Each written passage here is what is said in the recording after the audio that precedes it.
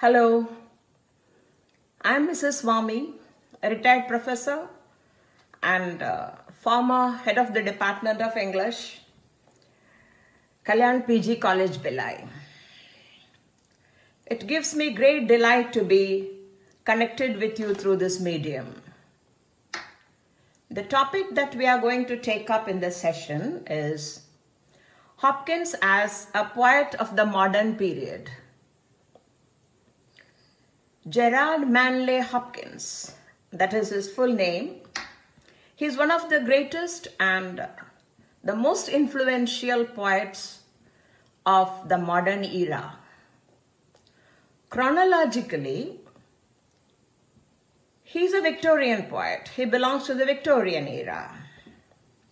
As his thoughts and his style did not correspond with those of his contemporaries, he did not get any recognition.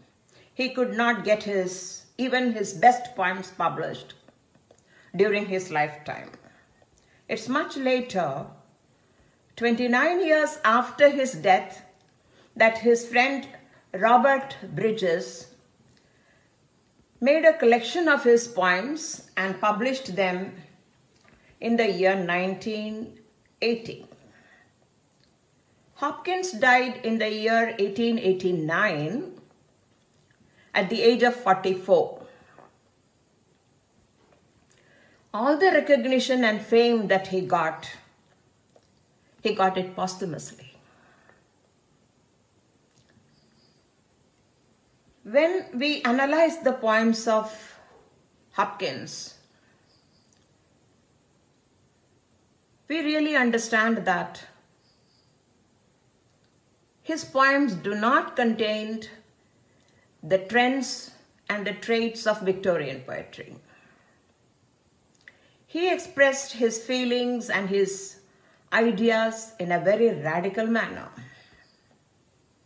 His experiments on the theme, on the language, on the rhythm, on the, you can say, the imagery, all these reflect the characteristics of the modern age and not the features of Victorian period.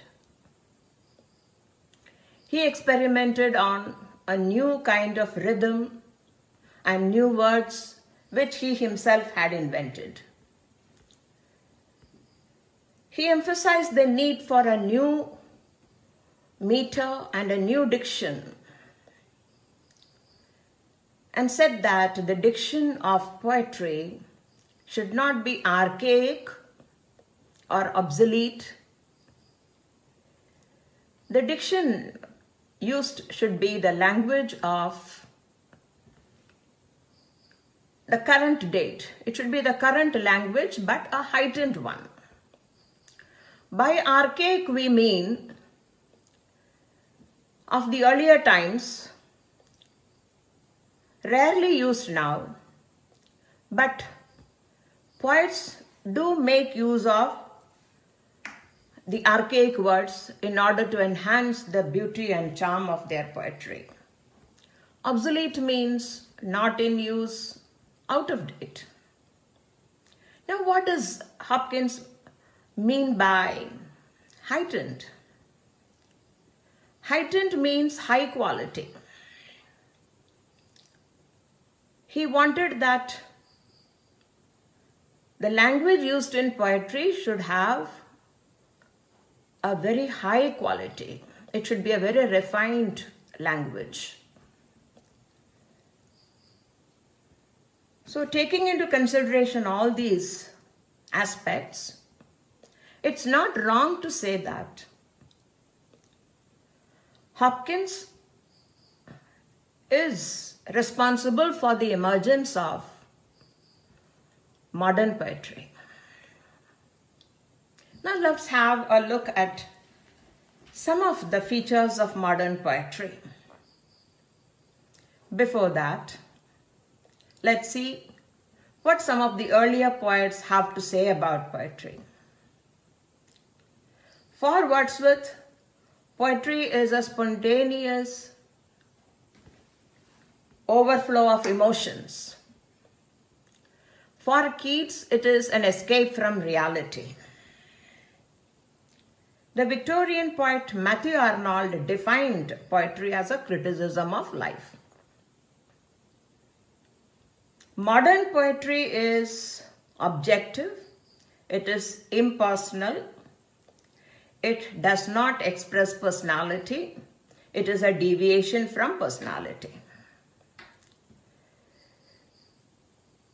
Generally, poets emphasize on emotions, but modern poetry requires both emotion and intellect. Modern poetry should be symbolized. That is, the images that are used in modern poetry should be real, should be precise, and should not be vague or ambiguous.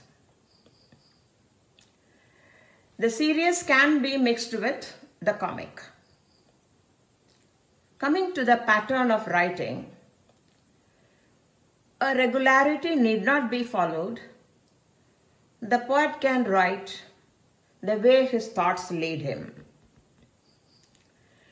These are some of the main features of modern poetry. Hopkins wrote some of the finest and the most complex poems in English language, and they all exhibit the traits of modern poetry. He has firmly established himself as an outstanding innovator, and he is a major force in the development of modern poetry. His themes, his innovative style, his technique, all these qualify him as a modern poet. He's very original, he's very creative in playing with words. He puts the apt words in the appropriate places, the appropriate context. That is what makes him unique. That is what differentiates him from the other poets. Let's take a few lines from a couple of his poems. In his poem, Windover, I'll read out the lines. In his poem, The Windover, Hopkins says, "Hi there, how he rung upon the rein of a wimpling wing in his ecstasy." The poet here admires the bird as it hovers in the sky and how it controls the wind while it is flying, just like a man controls his horse. Here the poet is not just describing, he is enacting. He is recreating the whole scene with his words. Even the readers can visualize the whole scene. I quote from another poem of his, Pied Beauty. "Landscape plotted, pieced, fold, fallow and plough, and all trades their gears and tackle and trim." These lines depict the activities of men with their diversity of materials and equipments. This is more like a mimicry. In literature, we call this as mimesis, that is imitation or representation. See, he is capable of playing with words and bringing a very, you can say, the real effect he is able to bring upon his readers. A few more lines from another poem of his. In Felix Randall, the poet writes, "This mold of man, big-boned and hardy handsome, pining and pining," I'm skipping a few lines, "sickness broke him." This gives a clear picture of a well-built, strong man who is now sick and shattered and dead. Here, however strong a man may be, however well-built a man may be, he will die. This is the harsh reality of nature It's painful though. So we have seen some of how he is able to create magic, a spell on us by using his words. Hopkins' handling of the language, that is one of the most remarkable features of his poetry. Because of the revolution that he brought in diction, his poems are full of vitality and vigor. His poems are also a celebration of the glory of the human and divine life, both the physical and the spiritual. He did not produce a huge bulk of poetry, but even the little work that he has left behind has made him one of the greatest poets of the modern age, and it is a well-deserved one. His contribution to English verse is indeed remarkable. Thank you for listening to me. It's time for us to wind up. Goodbye, and do take good care of yourselves.